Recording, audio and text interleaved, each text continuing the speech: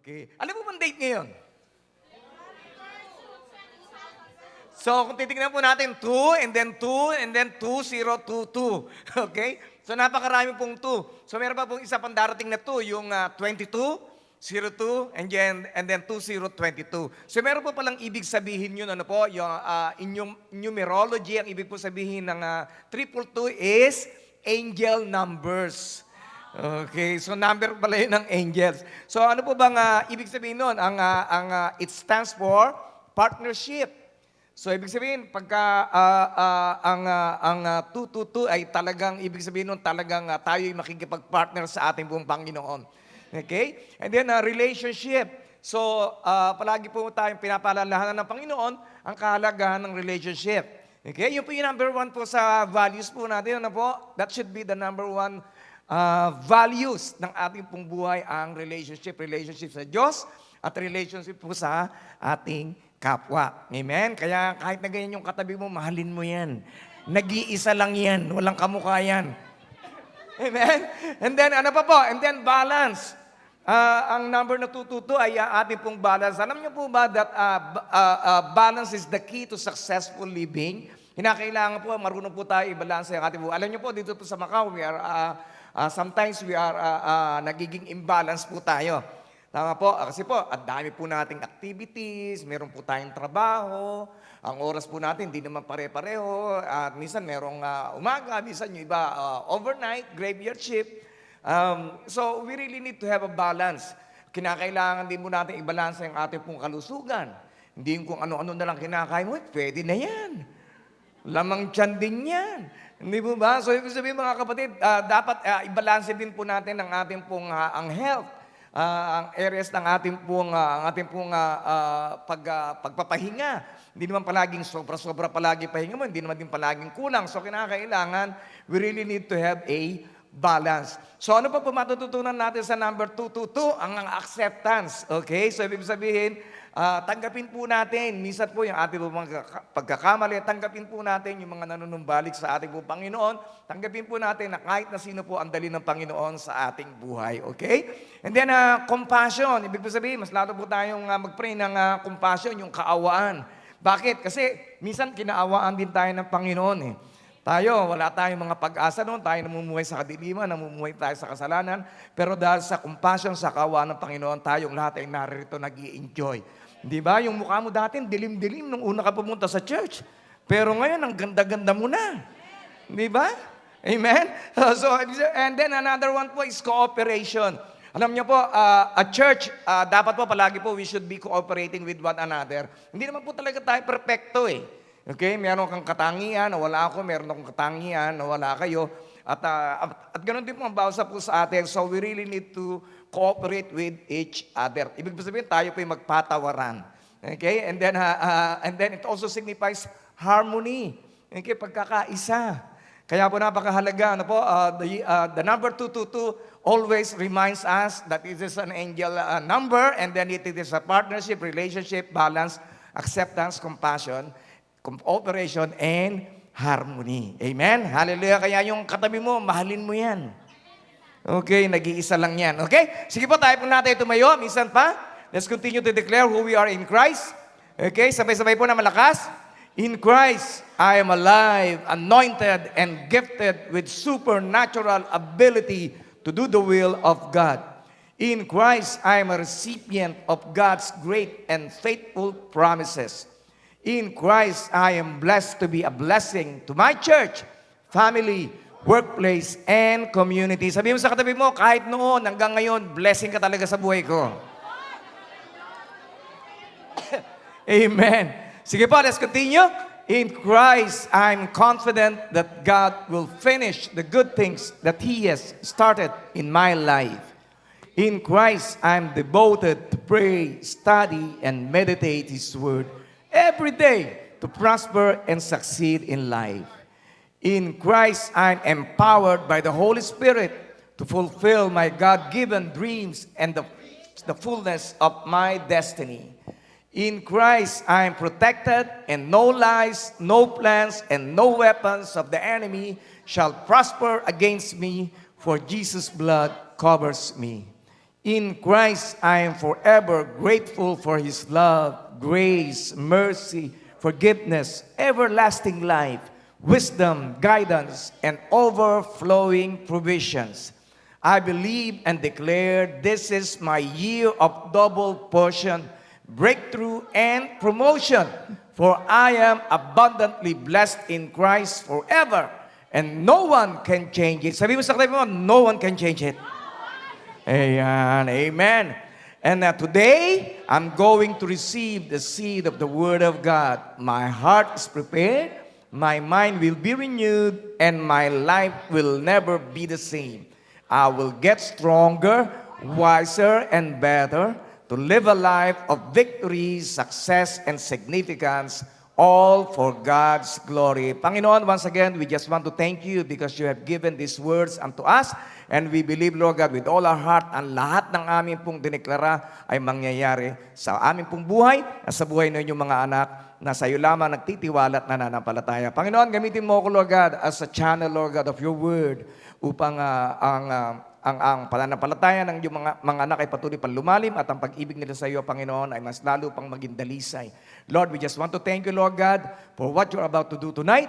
We are open, Lord God, for all your correction, for all your rebuke, for all your instructions upang ang aming pong buhay ay mas lalo pang maging maayos at ikaw ay mas lalo pang maluwalhati. Ito ang aming samdalangin sa ngalan ni Jesus. Ang lahat ng nagmamahal sa Diyos ay magsabi ng Amen and Amen and Amen, Amen. Sige po, we can be seated in the presence of God. Alam niyo po, natapos po tayo last January at ang ating pong topic is about hope. Actually po, this January, February, and March, ang topic po natin is hope, and then love and faith. Okay? Kasi po, napakahalaga na pag-usapan po natin mga bagay to because this is the three greatest thing na mananatili po sa ating pong buhay. So, bakit po natin pag-usapan ang love sa buwang ito? Kasi this is the month of love. Dahil sa February 14, sineselebrate po natin. And it's very important for us to remember kung ano po talaga ang pag-ibig. Okay? Kasi po, ano po kaya ang itsura ng isang tahanan ng walang pag-ibig? Walang pag-ibig sa bata, walang pag-ibig sa magulang. Di po ba? Ano po itsura ng isa pong church na kung saan walang nag-iibigan? Di ba? Papasok ka pa lang dyan, di ba? Gusto ka ng tiradurin. Di po ba? So napakahalaga na ang ating pong buhay ay masentro po sa pag-ibig ng Diyos. Bakit? Because God is love. And His very nature is love. Yun po yung nature po ng Diyos. Tayo po, hindi po tayo kaibig-ibig, pero nung tayo ay makakilala po sa Diyos, naranasan po natin ang Kanya pong pag-ibig. At ganoon din naman po ang nais ng Diyos sa ating pong buhay ay maipadabad din po natin sa iba ang pag-ibig na naranasan po natin sa Kanya. We love God. Sino po dito nagmamahal sa Diyos? We love God. Why? Because He first loved us. Siya po yung unang nagmahal po sa atin. At tayo po bilang po mga anak ng Diyos, ay tayo ay tinuturuan ng Diyos na mahalin po natin ang bawat isa. Okay? Alam niyo po ba, madali po bang mahalin ang bawat isa? Wala nang makasagot. Tama po? Kasi po hindi. Okay? Amen? Kaya nga po tayo dito ay palagi po nating dinedeclare, patuloy po nating minamaster ang pag-ibig dahil ang pag-ibig ay isa pong quality ng ating po Panginoon na nais po niya na magkaroon ang bawat sa po sa atin. And God the Father taught us to love by, tinuruan po tayo ng Diyos na magmahal. Paano? Nung ipadala niya ang kanya pong nag-iisang bugtong na anak na si Jesus na mamatay para po sa atin. And then God the Son, si Jesus po, taught us to love by giving His life. Tinuruan po tayo ng ating Panginoong Jesus para magmahal. Ano po ang patunay? Yung ibinigay niya yung kanya pong buhay para sa bawat sa po sa atin. And then the Holy Spirit teaches us to love one another by pouring out God's love in our hearts. Amen? Hindi niyo po napapansin, hindi ba? Hindi na kayo katulad nung dati. Di ba? Dati, ang dali-dali mong mainis, ang dali-dali mong magtampo, bugnutin ka, ang galing mo manginis. Hindi po ba? Pero ngayon, di po ba, nararanasan mo na, parang humahaba na yung pasensya ko. Nakokontrol ko na yung bibig ko. Di mo ba? Nakakapagtimpi na ako. Amen? Yun po kasi yung pag-ibig ng Banal na Santong Espiritu na niligay niya sa puso ng bawat isa sa atin. Amen? Di ba nasasabi niyo ba minsan, naku, pasalamat ka, naging Kristiyano na ako. Hindi po ba? Nasasabi po natin yun. Kasi po, nagkaroon ka na ng pagbabago. Di ba? Naku, kung hindi, kung yung ako yung dati, naku, kilay mo lang ang walang latay. Okay? Tama po? Pero purihin ng Diyos, tayo po ay binago ng Diyos at patuloy niya pang binabago. Okay? And then, three things will last forever. Tatlong bagay ang mananatili, magpakailan pa man. Ano po yun? Ang faith, ang pananampalataya, ang hope, ang pag-asa, and love. And the greatest of this is love. Kaya po sa gabing ito, pag-aralan po natin, the greatest of this is love. Yung pag-aralan po natin, ang aklat po ng unang Korinto. Okay? Alam niyo po si Apostle Paul, ang buong tema po ng Corinthians, ang kanya pong sulat po sa mga taga-Korinto ay about spiritual gifts. Pero ininterrupt niya po ang patuloy niya pangangaral about spiritual gifts. At ito po ang isiningit po niya ang pag-ibig. Okay? Kasi po napakahalaga na pag-usapan po pag-ibig. Ang mga taga-Korinto, nakatutok na lamang po ang kanila pong paningin sa mga spiritual gifts, sa mga natatanggap po nila. Okay? So, ganun din po ang bawat sa po sa atin. Huwag po tayo masyadong tumutok po sa blessing. Ang tutukan po natin yung blesser. Yung nagbibigay ng blessing po sa atin. Kasi pagka nakatutok ka doon, sigurado automatic yung blessing. Hindi mo na kinakailangan habulin yung blessing, ikaw na yung hahabulin ng blessing. Amen? Hallelujah. Sige, palakpakan na si Lord. Okay. Kaya pagkatapos ng chapter 13, nag-resume po siya sa chapter 14. To emphasize that love is more important than any spiritual gift. The most important thing for Christian is to become deeply and consistently loving God and loving people. Okay, napakahalaga po yun. Pero hindi lamang po natin ito sinasabi because talk is cheap. Di po ba? Talk is cheap. Ang ating pong sacrifices, yun po yung mahalaga. Yung ipadama po natin, hindi yung I love you. Pagluto mo naman ako may goreng. Okay? Hindi mo ba? So, ibig sabihin, mga kapatid, ay dapat tayo ay marunong pong magsakripisyo. Spiritual gifts are useless and even destructive if they are not ministered in love. So, ano ba mga gifts ang matanggap po natin? Marunong ka magpalayas ng demonyo. Okay, pero yung katabi mo, kung palalayasin yan, hindi yan demonyo, mabait yan. Okay? At ano pa po, destructive. Ibig sabihin, palagi ka lang nakatutok sa mga giftings mo. Ito po ay baliwala kung wala naman itong pag-ibig. Okay? So the main evidence of maturity in the Christian life is growing love for God. So, nararamdaman mo na ikaw ay nagmamature sa Diyos. Bakit? Nag-grow ka na sa pag-ibig mo sa Panginoon. Nag-grow ka na sa pag-ibig mo sa kapwa mo, sa katabi mo, sa ating pong, sa mga kapwa po natin mananampalataya. At nag-grow ka na rin sa pag-ibig mo sa mga naliligaw, doon sa mga lost souls, yung mga hindi pa po nakakakilala sa ating pong Panginoon. So, spiritual gifts without the expression of love has no value. Okay? Kahit man ako, mag-preach dito, wala naman akong pag-ibig sa bawat sa po sa inyo, yun ay baliwala. Okay? Kaya po napakahalaga ng ang ating pong ginagawa ay meron po palaging kalakip na pag-ibig. Kahit na ikaw ay naglilinis lang, kahit na ikaw ay nag-IT, kahit na ikaw ay kumakanta, tumutugtog o whatever, napakahalaga na yung ating pong gifts ay palagi po nating samahan ng pag-ibig sa Diyos at pag-ibig sa ating pong kapwa. Amen? Hallelujah. Kaya ginagawa po natin ng lahat ng mga bagay nito is because of the love of God that He has shown us, at ganoon din naman maipadaman po natin ang pag-ibig po natin na naranasan natin sa ating pong Panginoon. Amen? Kaya kahit na ikaw na yung pinaka-gifted na tao, kung wala ka namang pag-ibig, ay baliwala. Amen? Hallelujah. Kaya sabihin mo nga sa tabi mo, kaya ako nagiging loving na talaga ako eh.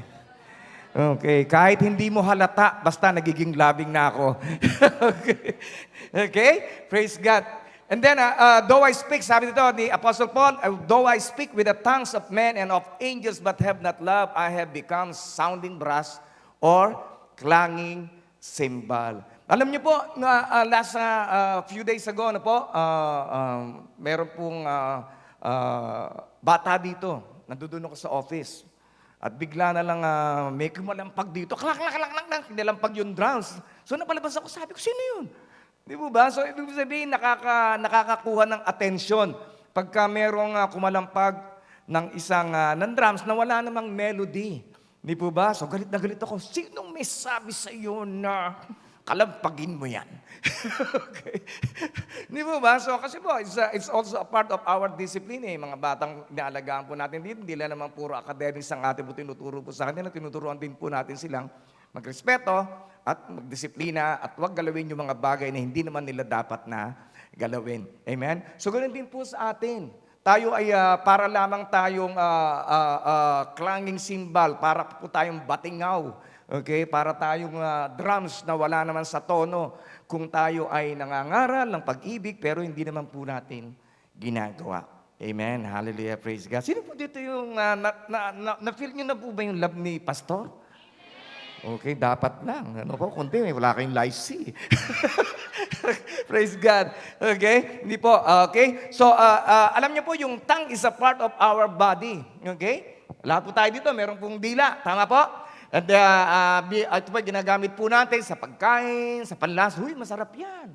Hindi po ba? And then, sa pag-inom, nalalasahan po natin yan. It's also an organ of speech. Ito po yung ginagamit po natin para makapagsalita. Kaya we are so blessed. Dahil po wala po sa atin dito na pipi, lahat po tayo ay nakapagsasalita. And it is a gift of God. Ito po ay regalo po ng Diyos. So dapat po gamitin po natin sa pagpupuri lamang sa ating pong Panginoon. And we should hold our tongue. Dapat po nagkocontrol din po tayo ng ating pong bibig. Hindi lang yung kung ano yung maisip mo, isasabihin mo. Kahit na ikaw ay makasakit. Hindi po ba? Lakas ng amen dito ha. Okay. Hindi po ba? So dapat we should have control with our words. Dahil ang salita, pagka nabitawan mo na, hindi mo na mababawi yan. Di po ba? Maaring sa'yo, baliwala. Pero sa ibang tao na nakarinig, di po ba, siya ay nasugatan. At ang sugat na dulot ng pagsasalita ay minsan ay matagal, maghilom. Sometimes it takes years para maghilom. Tama po? Okay, kaya po napakahalaga. Kaya po we keep on practicing our speech. That's why we keep on practicing our declaration na tayo makapagsalita lamang ng mga bagay na makapag-i-encourage, hindi nang makaka-offend. Okay? Okay po ba yan?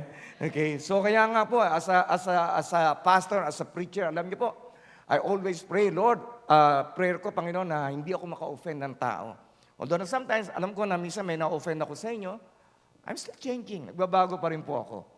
Okay? And then, Panginoon, punuin mo ang aking pong bibig ng encouragement, ng inspiration para sa ikalalago ng pananampalataya ng bawat sa po sa atin. Amen? Kaya sabi mo sa katabi mo, control your tongue. Okay? Why? Because tongue has a potential for evil. Okay? Ito po ay ginagamit din po ng kaaway.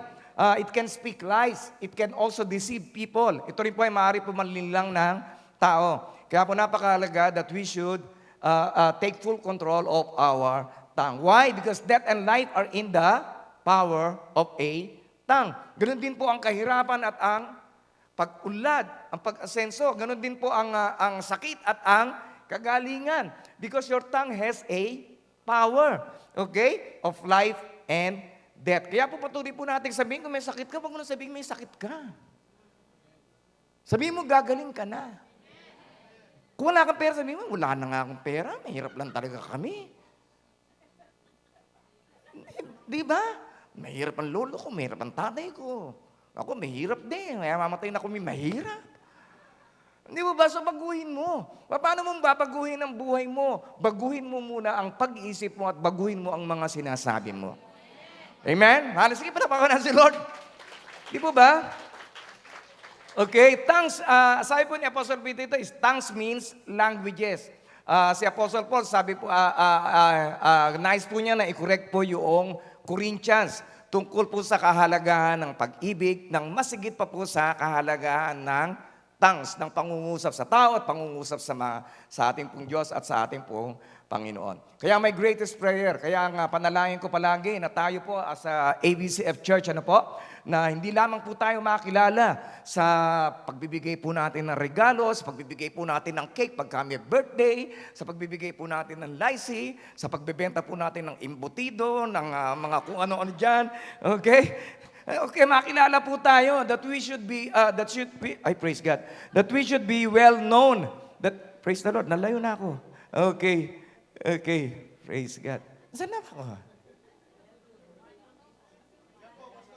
Ayan, okay. Okay, makilala po tayo. Hindi po ba na makilala po tayo na nagwo-worship, makilala po tayo na nagpapasalamat, makilala po tayo na generous, makilala po tayo na talagang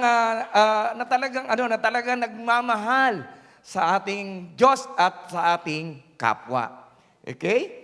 Kaya po napakalaga. Kaya sabi dito, if I had the gift of prophecy and if I understood all of God's secret plans and possess all knowledge, and if I had such faith that I can move mountains but didn't love others, I would be nothing. Bali wala, mga kapatid. Di po ba? Kumita ka man, napakalaki, di ba? Yumaman, tumama ka sa lottery or whatever. Di po ba? Pero huwag kayo tatayan ng lottery, ha? Okay, huwag na rin kayo magpapakapyo, ha? Okay, so before praying for prophecy or revelation, Panginoon, pray for revelation. O magkaroon ka ng karunungan na nagmumula sa Diyos. O kaya magkaroon ka ng isang pananampalataya na makapagpapaalis ng bundok, faith-moving mountain. Unang-una po natin ipanalangin po natin na tayo po yung maging maibigin. Pray that we may become loving. Yung love na nagmumula po sa ating pong Diyos. Wow. Loving God and loving people should come from a heart with sincerity.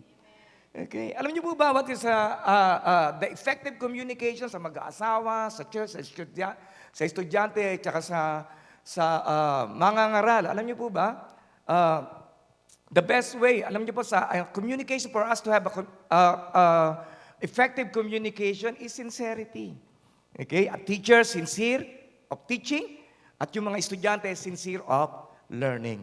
Sa mag-asawa, ganyan din po, kinakailangan po, we should be sincere in our words. Okay? Why? Because talk is cheap. Hindi po ba? And love involves sacrifice. Hindi yung I love you, I love you, I love you. Pero wala ka namang ginagawa. Hindi ba? Tama po? It really involves sacrifice. Okay? Kaya napakahalaga. Ano po? I sacrifice with all the searching, seeking of what to teach you, of what, ano po yung kailangan po ninyo in your faith, sa inyo pong spirituality. But also you have to do some sacrifice na pupunta dito sa church to listen. Hindi po ba? And to apply everything that you are learning from here. Okay? Pagka nabago ba yung buhay ninyo, makikinabang ba si pastor? Siguro very little. Hindi po ba? Pero ang kapakinabangan ko, mga kapatid, ay ang kagalakan na makita ko kayo na nagbabago. That is my greatest joy, na makita ang pag-unlad, ang pag-asenso ng inyo pong mga buhay. Amen? That you are walking into the path of righteousness na inihanda ng Panginoon sa bawat sa puso inyo. Sabi dito, if I gave everything I have to the poor, and even sacrificed my body, I could boast about it. But if I didn't love others, I would have gained nothing. So it's useless. Di po ba? Kaya napakahalaga po ng ating pong self-sacrifices. Self-sacrifice forfeits one comfort for the sake of others. Ibig sabihin, yung ginigive up mo yung pagiging comfortable mo, di po ba? Masarap matulog, tama po, lalo-lalo na pag malamig. Ayaw mo nang tumayo doon sa, sa kama mo, di po ba? Nakapulupot ka na lang ganon. Di ba? Kahit na hindi mo nilalaban yung bedsheet mo ng isang linggo, pero di po ba? Praise God, gustong-gusto mo yung amoy mo. Hindi po ba? Self-sacrifices. Hindi po ba? Kayo, nagsakripisyo kayo, nagpunta kayo dito. Yung iba sa inyo, hindi pa kumakain. Tama po? Yung iba sa inyo, talagang napapagod kanina sa trabaho, napagalitan pa ng amo, pero naririto. It involves it involves our sacrifices. Iba may mga lakad pa. Why? You want to meet your friends, pero here you are. You are sacrificing your time because of your love for God. Amen? Okay? And there's a story about Ruth. Alam na po natin si Ruth, di ba ba? Yung kwento ni Ruth at saka si Naomi. Sabi ni Naomi, di ba? Sabi niya, wala na akong patay na yung asawa ko, patay na rin yung asawa ninyo, malaya na kayo. Pumunta na kayo sa mga baryo ninyo, sa barangay ninyo. Okay? Sa bayan ninyo, bumalik na kayo at doon mag-asawa kayo. Pero si Ruth, hindi po niya iniwan si Naomi dahil matanda na po si Naomi, yung kanya pong biyenan. Hindi, kahit saan ka pumunta, ako ay susunod sa inyo. And then it involves self-sacrifices. Amen? Ganun din po sa atin. Kahit na po nung pong mangyari, kahit na minsan hindi naman po masyadong maganda ang buhay po natin, keep on sacrificing yourself unto God. Because, why? Because unang-una siya, unang nagsakripisyo ng kanya pong buhay para sa bawat sa pusa atin. Kaya kahit pagod ka, sige lang, punta ka lang sa church. Alam niyo po ba, hindi naman po palaging gustong-gusto ko mag-preach dito. Most of the time, ayoko na. Okay? But involves self-sacrifice. Di po ba? Last Monday lang, nakita-kita tayo. Buti na lang, di kayo nagsasawa sa mukha ko. Amen? It involves sacrifices. Hindi po pwede sabihin, Lord, love kita. Pagka malakas ka lang, love kita. Pag may pera ka lang, love kita. Pagka hindi ka broken-hearted, no. Self-sacrifice involves loving Him kahit na hindi magandang nararamdaman mo. Self-sacrifice ay binibigay po natin kahit na wala kang pera. Hindi ka naman checkin ni Pastor, may pera ka ba? No. The more that we don't have, the more that we must come to God. At hindi naman porke pagka wala ka ng pera, tsaka ka lang mag-church. Okay? Amen? In all seasons of our life, dapat ay palagi kang nasa piling ng Panginoon. Amen? And then love is patient. So, ano po yun? Love is? Patient. Love is? Patient. Okay, bakit kaya number 1 yun? Ano po? Hindi po ba? Siguro it really means that dapat yun ang unang-unang karakter na may develop po natin sa ating pong buhay, ang pagiging patient and kind. Love is not jealous or boastful or proud. Alam niyo po yung mga taga-Korinto, they are impatient in public meetings. Okay? Ganon din po tayo. Minsan po nagiging impatient po tayo, hindi po ba? Kaya minsan talagang you're intentionally, maya-maya na ako pupunta. Pag medyo nag-worship na sila, para medyo nakapikit sila lahat. Walang makakahalata sa akin. Okay? Hindi po ba? O kaya minsan, maya-maya, maaga na ako kung aalis. Kunyari, magto-toilet lang ako, pero dire-diretso na ako sa lift. Okay? Hindi po ba? Ganon din po yung taga-Korinto. Madaya po sila pagdating po sa public meetings. Hindi po nila tinatapos talaga yung service. Hindi po nila inubisan. They are impatient. Kaya nga po napakalaga that we should be patient. Dito po tayo tinitrain ng ating pong patience. Okay? Kaya po napakalaga, pagka sinabing ang service ay ganitong oras, pumunta tayo ng maaga. Wala na akong kausap. Hindi po ba? Okay, pagka ganitong oras matatapos, Pastor, alas 11 na, hindi pa tapos. Di po ba? Only a few minutes, mga kapatid. Stretch mo ng konti ang pasensya mo. Okay? Bakit? Kasi ang Diyos nga, napakahaba na pasensya sa atin eh. Tama? Ano pa po? And then, they envy other gifts. Yung pong mga iba po na mga gifted, yung blessed na blessed doon po sa church, pinagseselosan, kinaiingitan ng mga taga-Korinto. Kaya po ito ay sinulat po ni Apostol Pablo. Pero ang pag-ibig, yun po yung nagpapaalis ng ating pong mga inggit. Yung pag-ibig, yun din po yung nagpapaalis ng ating pong mga selos. Amen? Hallelujah. And then, they are proud.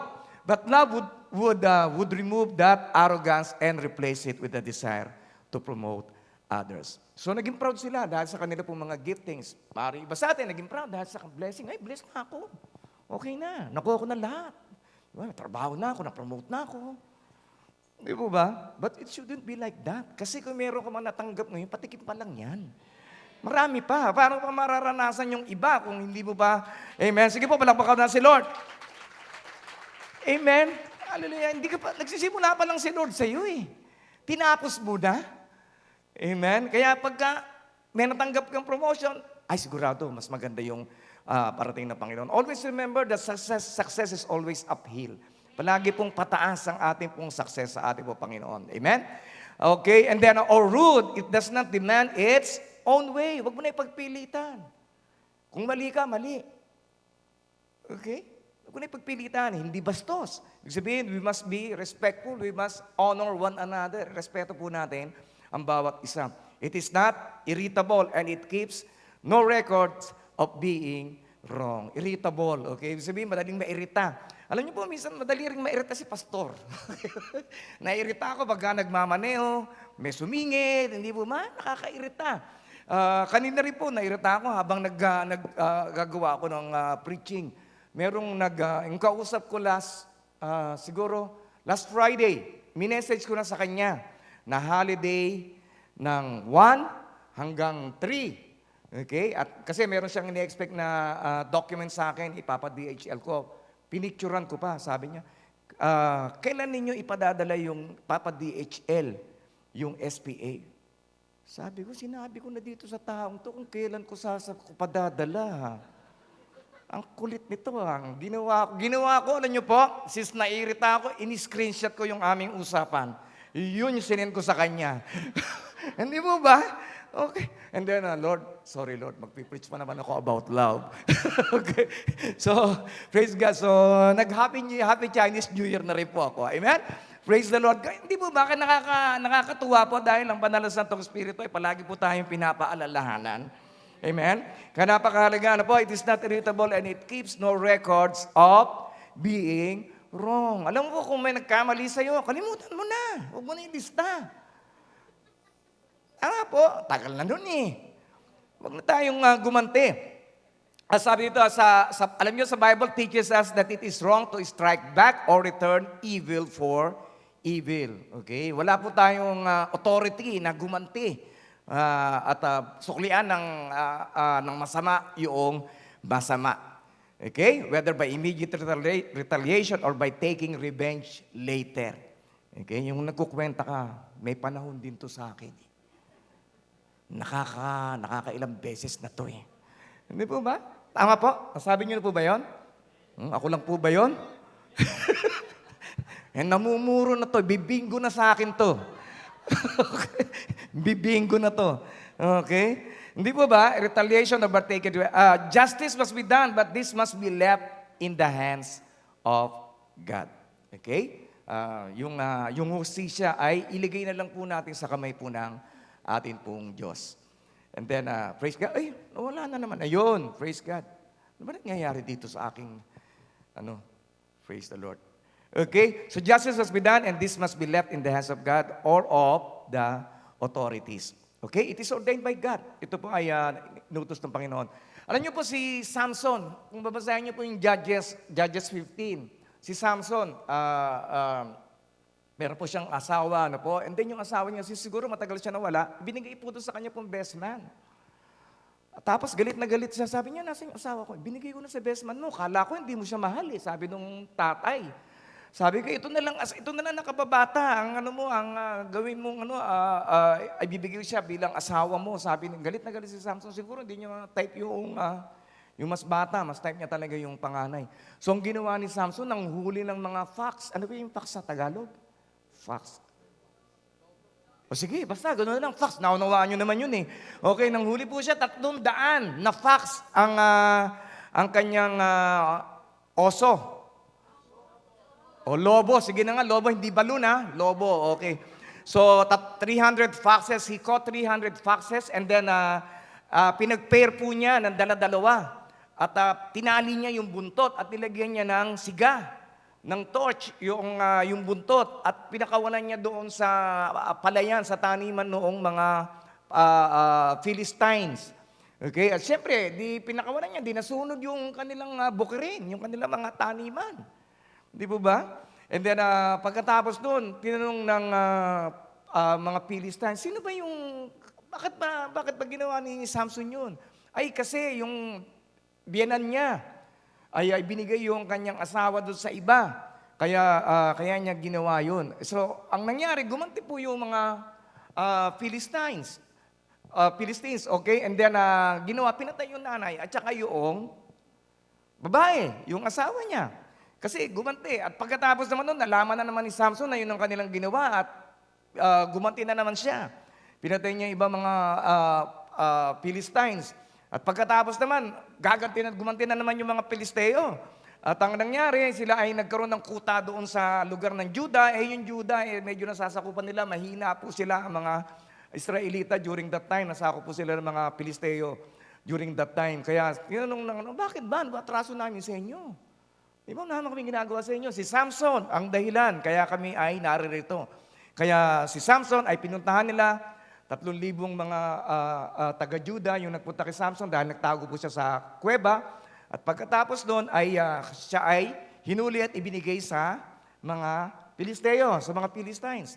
At pagkatapos, sige, susuko ko sa inyo, basta wag ninyo ako papatayin. Hindi ka namin papatayin, basta tatalian ka lang namin, sabi ng mga taga-Juda.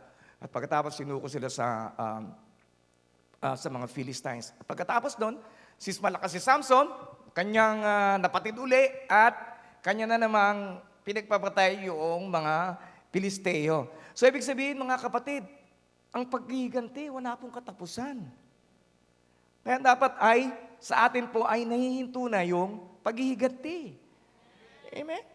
Kaya po nakakalungkot na kung tayo ay patuloy na maglalagay, magkukwenta ng mali nito. Ikaw, nakakailang beses ka na. Di ba? Ba't ikaw, ganyan ka rin Pareho kayo may listahan. Di ba? So, ano na mangyayari sa inyo? Tama? Kakagawa na kayo ng Bible sa listahan ng mga pagkakamali ng bawat isa. Okay? So, yun mga kapatid. So, let's forgive. Forgive and forget. Ayan na po natin si Lord. Okay? And then, dear friends, never take revenge. Leave that to the righteous anger of God. For the scripture says, I will take revenge.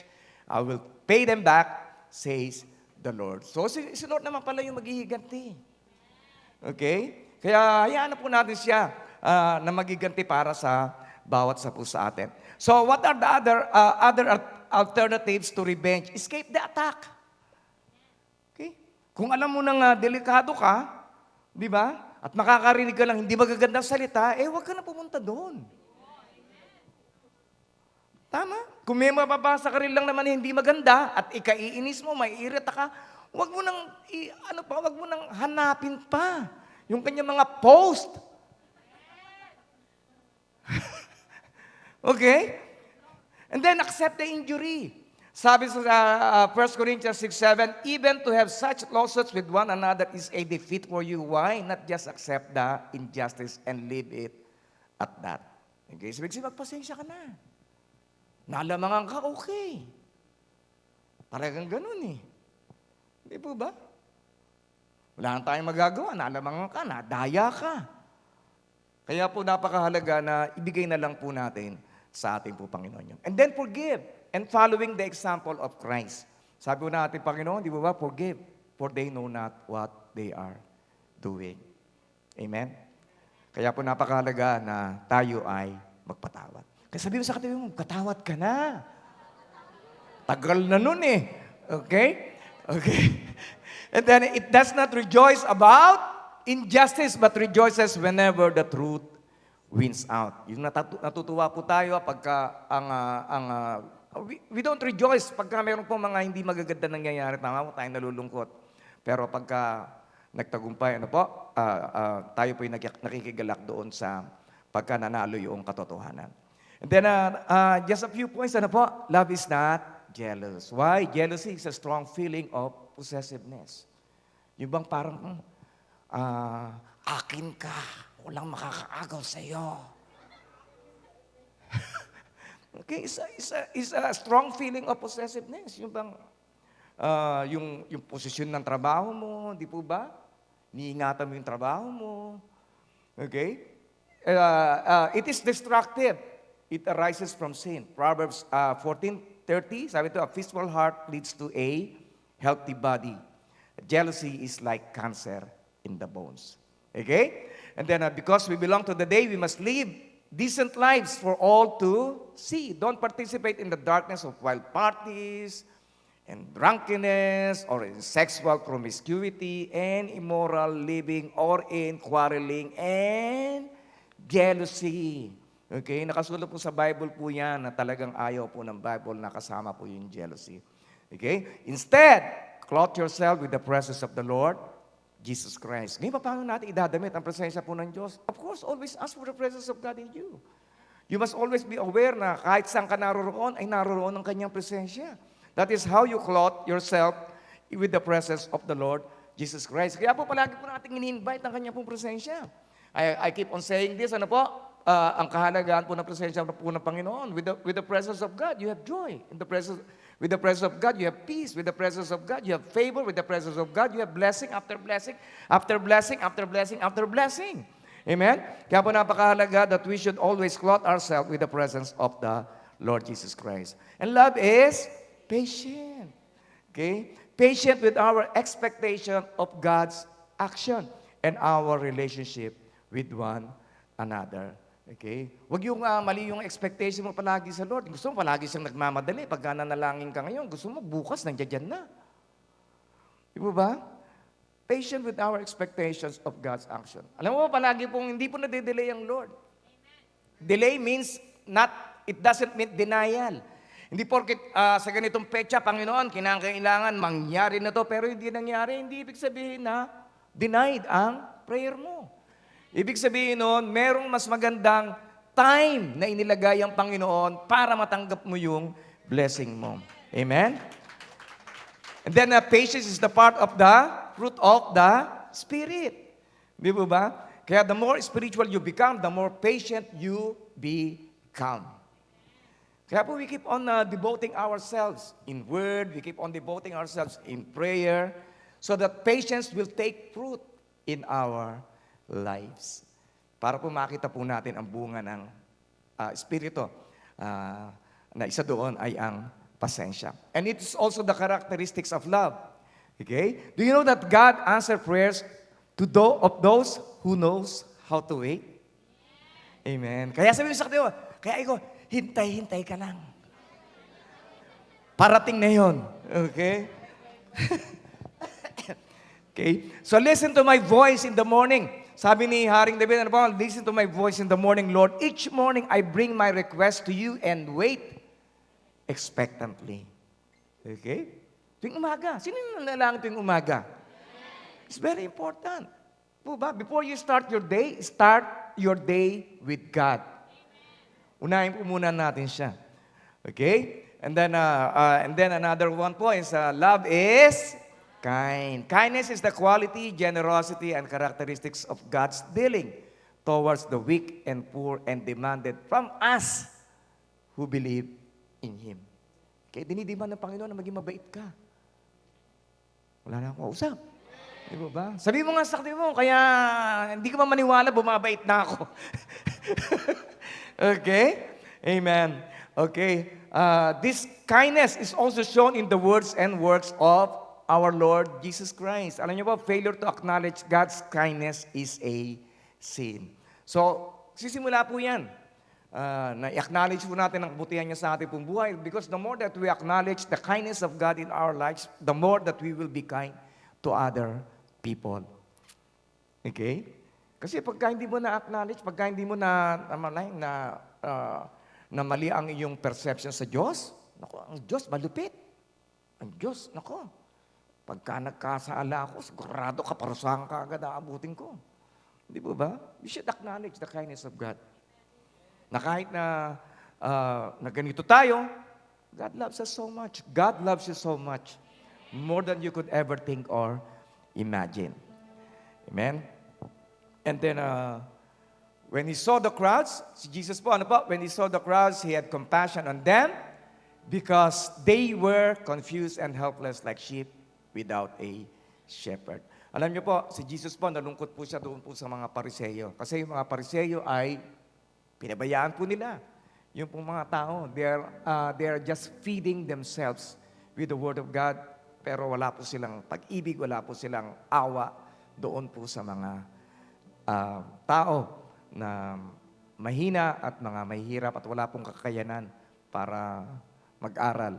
Kaya po, napakahalaga na kung paano meron pong compassion ng ating po Panginoon sa mahihina, sa mahirap, sa mga di kaya ipagtanggol ang kanilang sarili, ay ganun din po dapat ang bawat sa po sa atin. Kaya sabi niya, He said to His disciples, the harvest is great, but the workers are few. Okay? Naghahanap ang Panginoon ng mga loving workers. Naghahanap ang Panginoon, kailangan ka ng Panginoon para mas lalo pang dumami ang aani ng mga kaluluwa para sa Kanyang kaharian. Okay? So, ano pong gagawin po natin? Sabi po ni Jesus, so pray to the Lord who is in charge of the harvest. Ask Him to send more workers into His fields. Amen? Kaya po mga kapatid, we keep on praying for love. We keep on praying that God will use us more as we continue to walk with Him. Amen? Kaya tandaan po natin palagi, God is love. And the love of God should be manifested through us by working in His harvest field. Ang harvest field po ng Panginoon ay yung mundong ito. Ang harvest field ng Panginoon, yung place ng trabaho mo, ang harvest field ng Panginoon, yung tahanan mo, ang harvest field po ng Panginoon, yung lugar na pinupuntahan mo palagi.